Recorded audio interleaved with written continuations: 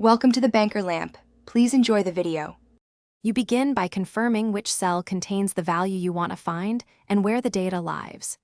Use a named range or a table to avoid shifting references. This makes formulas robust.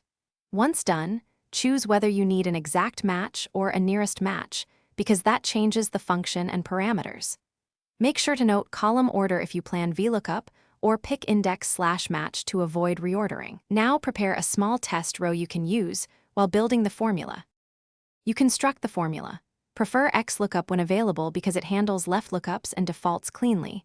Otherwise, combine index and match for flexibility. When writing match, pick 0 for exact matches. Match lets you search rows or columns explicitly.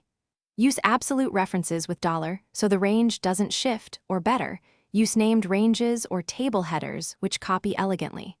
Once the formula returns expected results for test cases, copy it down and watch for hash. You finalize by wrapping the lookup in IFRA or IFNA to display a friendly message or fallback value rather than an error. If results are wrong, make sure lookup types match exactly. Numbers versus text commonly break matches. Use value or text to convert, and trim/clean to remove stray spaces.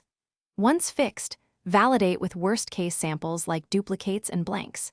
If you still see errors, check for leading apostrophes or non-breaking spaces in the source data and correct them. Thanks for watching. If this was helpful, leave a like and consider subscribing. See you next time.